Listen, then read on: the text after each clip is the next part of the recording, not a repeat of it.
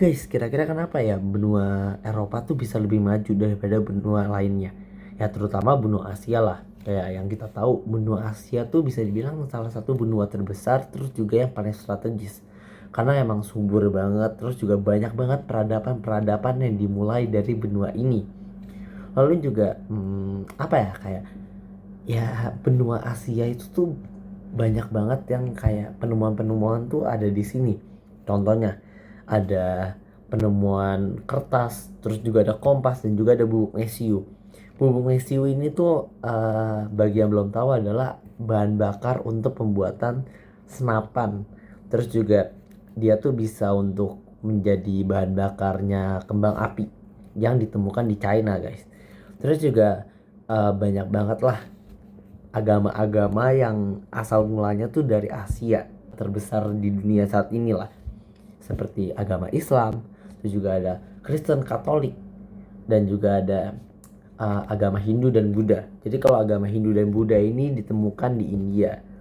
Nah terus juga sebenarnya banyak banget juga ilmu pengetahuan lah yang bisa dibilang pada saat itu Asia tuh mengungguli banget, guys. Kayak misalnya pada masa kegelapan di Eropa, Asia lebih tepatnya di daerah Arab itu lagi maju banget ilmu pengetahuan seperti matematika, itu juga kedokteran dan banyak hal. Bisa dibilang itu golden age-nya bagi peradaban Muslim. Juga bahkan waktu itu ibu kota Irak saat ini, Baghdad, itu benar-benar salah satu kota yang sangat mewah dan juga megah, dan ya bisa dibilang salah satu kota yang paling berpengaruh lah pada masanya, karena emang bener-bener pusat ilmu pengetahuan dari sana, guys.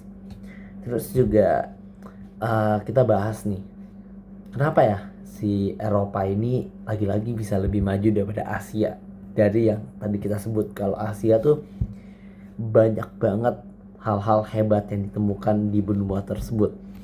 Jadi guys, Eropa itu mereka pernah mengalami namanya masa kegelapan. Seperti yang aku bilang tadi, mungkin pas masa golden age-nya agama Islam itu adalah masa kegelapannya Eropa. Masa kegelapan Eropa tuh sangat kelam, guys. Di sini mereka tuh percaya banget sama mistis, dan mereka bener-bener yang dibutakan lah, kayak semuanya mereka gak mengaitkan dengan ilmiah, tapi lebih ke ya udah spiritual aja. Contohnya kalau misalnya ada pandemi atau ada penyakit apa, mereka tuh bisa mikir kayak wah ini pasti gara-gara penyihir. Mereka akan membantai orang tanpa sebab cuman karena mereka yakin orang itu penyihir, padahal itu orang bukan penyihir. Namun karena seiring berkembangnya zaman, orang-orang Eropa tuh ada beberapa yang mereka punya pemikiran visioner. Mereka mulai berpikir ilmiah, guys. Maka timbullah masa Renaissance atau masa pencerahan. Di sini orang-orang Eropa sudah mulai berpikir secara ilmiah, dan mereka mulai mengembangkan ilmu pengetahuan sampai akhirnya mereka berhasil menjadi salah satu benua termaju. Itu juga ada alasan lainnya. Eropa itu merupakan benua yang sangat tidak strategis tempatnya. Mereka tuh susah untuk menanam tanaman kayak ya nggak kayak di Asia lah. Mereka kalau di Asia kayak Asia Timur, Asia Tenggara, kalian mau nanam apa aja pasti tumbuh. Cuman kalau di Eropa tuh susah karena emang mereka tuh ya iklimnya musim dingin.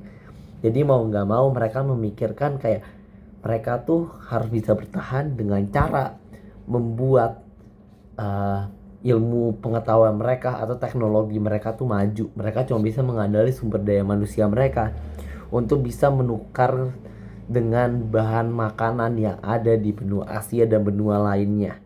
Nah, jadi itulah alasan mereka giat untuk mengembangkan ilmu pengetahuan dan juga teknologinya mereka.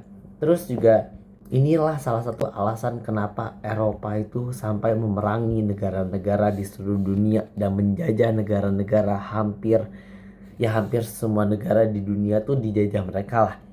Karena ya lagi-lagi mereka membutuhkan rempah-rempah dan juga makanan dan juga sumber daya manusia dari negara-negara jajahannya.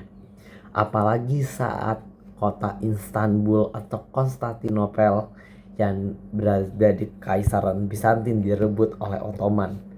Karena pada saat itu benar-benar sama Kaisar Ottoman ditutup untuk bangsa Eropa bisa berdagang di sana. Jadi itulah.